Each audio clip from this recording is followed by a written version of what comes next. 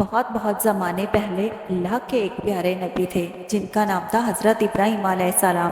وہ ہمیشہ سچ بولتے تھے اور لوگوں کو اللہ کی عبادت کی دعوت دیتے تھے، لیکن ان کی قوم نافرمان تھی۔ اس لیے حضرت ابراہیم علیہ السلام نے ان سے الگ ہو کر صرف اللہ کی رضا میں زندگی گزارنی شروع کر دی۔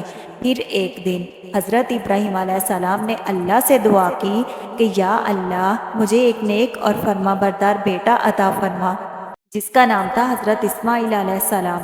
اللہ نے ان کی دعا قبول کی اور بڑھاپے میں انہیں ایک بہت ہی پیارا بیٹا عطا کیا۔ جب حضرت اسماعیل علیہ السلام تھوڑے بڑے ہوئے اور چلنے پھرنے لگے تو ایک رات حضرت ابراہیم علیہ السلام نے خواب میں دیکھا کہ وہ اپنے بیٹے کو اللہ کے حکم سے قربان کر رہے ہیں۔ نبی کا خواب اللہ کا حکم ہوتا ہے۔ حضرت ابراہیم علیہ السلام نے فوراً حضرت اسماعیل علیہ السلام کو بلا کر کہا، بیٹا، میں نے خواب میں دیکھا ہے کہ میں تمہیں اللہ کے لیے قربان کر رہا ہوں، تمہاری کیا رائے ہے؟ تو فرما بردار بیٹے نے فوراً کہا، ابا جان، جو حکم اللہ نے دیا ہے وہ کر گزریے، آپ انشاءاللہ مجھے صبر کرنے والا پائیں گے۔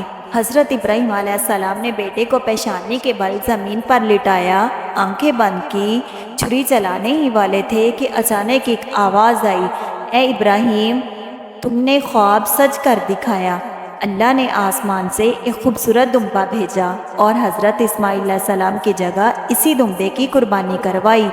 اس واقعہ سے ہمیں سیکھنے کو ملا، اللہ کا حکم ماننا سب سے ضروری ہے۔ والد اور بیٹے دونوں نے صبر اور فرما برداری دکھائی، اور قربانی صرف جانور کی نہیں، دل کی بھی ہوتی ہے۔